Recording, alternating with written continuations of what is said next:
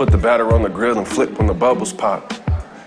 So whether you're ready or not, we'll make your taste buds pop. Yes! Oh, these look so gorgeous. My name is Calvin Jarvis. I'm 29 years old from Tucson, Arizona. All right, let's go, let's go, let's go. You are doing absolutely amazing. I'm an assistant manager in a breakfast restaurant. Let's go. Hello, mother. My mom is my boss. It's challenging at times. Excuse me, sir, where's your glass? He's been here for about 11 years. We have boneless fried chicken. At first, I was apprehensive. Why am I just finding out about this now? Being his mom and his boss, but I figured I'm a bossy mom, so it goes hand in hand.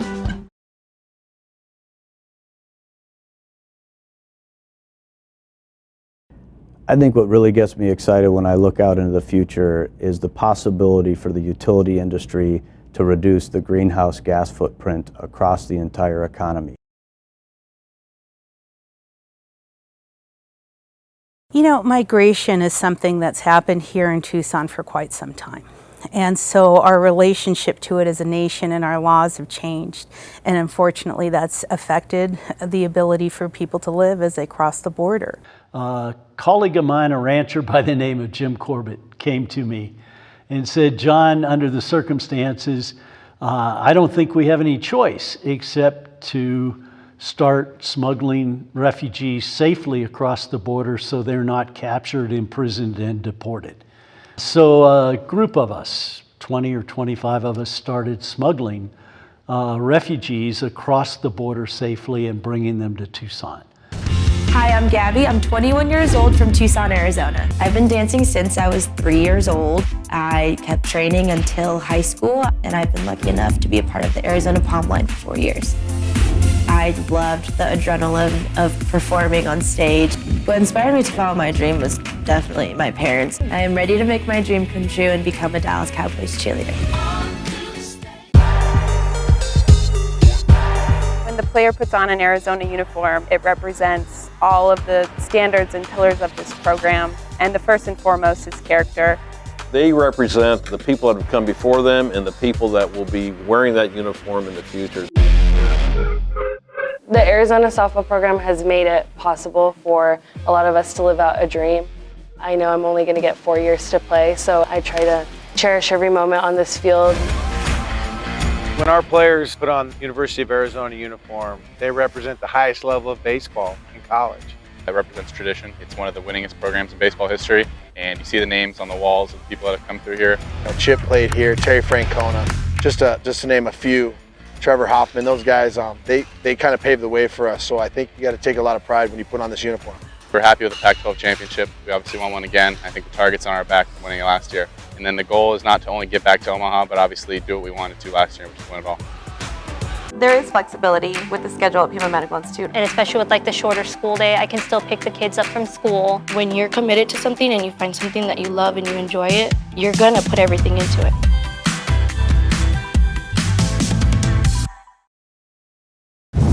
This homestead is truly at the end of the road. I think my mom's definitely in danger. I can't do this on my own. Are we at the right place? You sure are.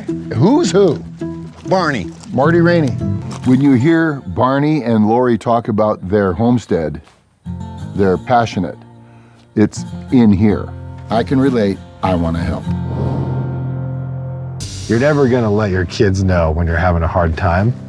But I think that Chelsea and Stan know that Lori is here alone a lot, and they're worried. Barney was a very successful pig farmer in this valley. So they have the potential to make money on this homestead raising pigs.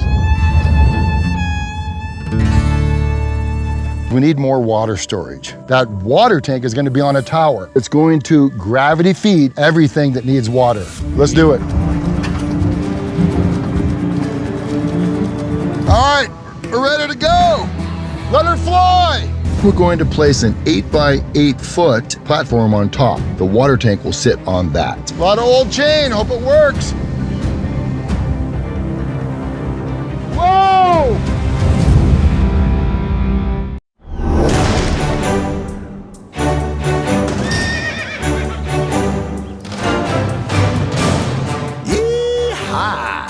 And welcome to the western frontier here in Tucson, Arizona, where our 2 remaining teams are ready to stake their claim in the final standoff for $50,000 on this final dawn of Relative Race. It's day 10. We made it. We're here. We're in like It's the wild, beautiful. wild It feels west. like the Wild Wild West. So we have no clue what lies ahead, but we're excited. Welcome, teams, and congratulations on making it here to day 10. When you started this race 10 days ago, you were in St. Louis, Missouri, the gateway to the West. And now, look where you're at. It doesn't get much more Western than this. Welcome back, teams. This final day of Relative Race has been long, hot, and grueling, but you made it. Our community is a bucolic community outside of Philadelphia, and we've been known for a number of things. It's a community of about 850,000 people, but we're Philadelphia's main line, where George Washington was encamped.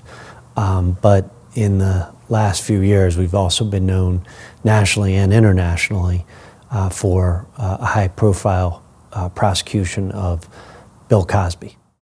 Well, hello everybody, it's John Miller again. So how was your week? Well, from the looks of the photos, videos, and the stories I've heard, I'd like to think that what happens on the cruise should just stay on the cruise. But let me be among the first to say thanks for supporting my good partner Tom Joyner and his foundation. Tom and I share the same belief that HBCUs play an important role in this country, and more specifically for students whose lives are transformed due to the nurturing, tough love environment of an HBCU.